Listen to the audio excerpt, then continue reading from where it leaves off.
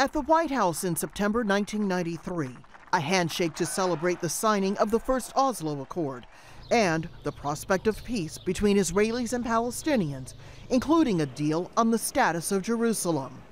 But then the U.S. Congress decided to get involved, even at the risk of upending peace talks. Legislators passed what is formally known as the Jerusalem Embassy Act of 1995.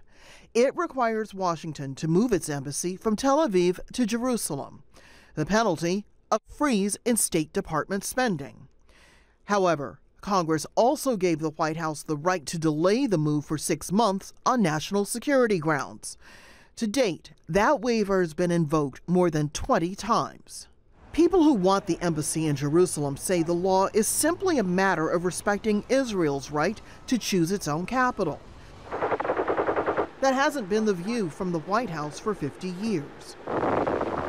Both Democratic and Republican presidents had watched the carnage from the 1967 and 1973 Arab-Israeli wars. Their early efforts to prevent those wars and then to broker peace largely failed.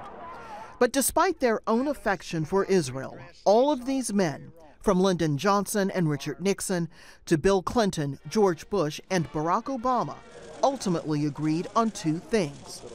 Only direct negotiations based on UN Security Council resolutions 242 and 338, and then on both Oslo Accords, could resolve the Jerusalem question. And moving the embassy could lead to a collapse in talks, or worse, riots across the region. Now that President Donald Trump is deciding to change course, the world is about to learn whether his predecessors had good reason to be cautious. Rosiland Jordan, Al Jazeera, Washington.